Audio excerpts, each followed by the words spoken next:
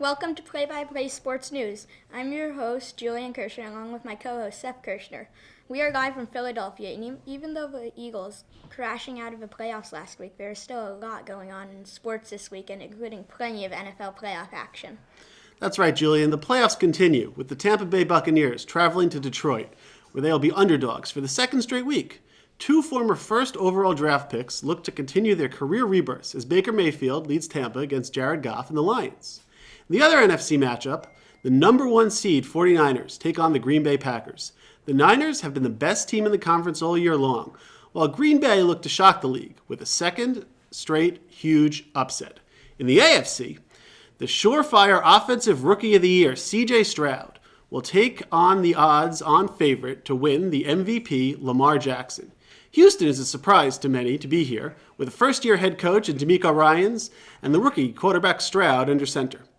We'll see if the experience of the veteran signal caller Jackson and his Super Bowl winning head coach John Harbaugh can give the Ravens the advantage at home. The winner of that game will take on the winner of one of the best quarterback rivalries in the NFL, as Patrick Mahomes and the Chiefs travel to Buffalo to take on Josh Allen and the Bills Mafia. Both the Chiefs and the Bills have had rough moments this year, but you wouldn't have known it in their first playoff games, as each team won fairly easily. Here in Philly, there is a lot going on in college basketball this weekend. On Hawk Hill, the St. Joe's looks to stay hot at home. So far, they're 8-2 at Hagan Arena. They should have a good chance to make 9-2 as they face Duquesne, team who's winless so far in conference play and have lost 4 in a row overall.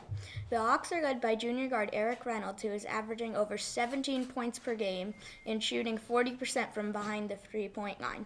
A team tougher test this weekend are the Villanova Wildcats as they face defending national champions and current number one ranked UConn. Nova has started this season at 11-6 overall and 4-2 in conference play.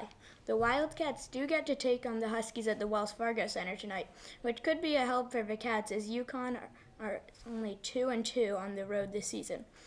The Huskies are a team game with 4 players averaging over 13 points a game, while Villanova is led by redshirt senior Eric Dixon and has 15 points per game. A win for the Cats could go a long way for their resume come March. That's right, and once the hard court is cleared off tomorrow night in the Wells Fargo Center, the ice will be laid for Sunday's game between the Philadelphia Flyers and the Ottawa Senators. The two teams are complete opposites this season. The Flyers were seen by many coming into the year as one of the worst teams in the NHL. The Sens were seen as an up-and-coming, exciting squad that could make a deep playoff run. The opposite is what has actually occurred. The Flyers have the 4th best record in the Eastern Conference, and the Senators sit dead last, with only 16 wins in their first 40 games. The Flyers are led by stellar goaltending and the continued growth of many young players, including Travis Konecny and Owen Trippett. The Orange and Black will look to stay hot and push their way to what would be a very unexpected playoff run. That's all for Play-by-Play Sports News. For my co-host Seth Kirshner, I'm Julian Kirshner. This has been Student Sports Network News.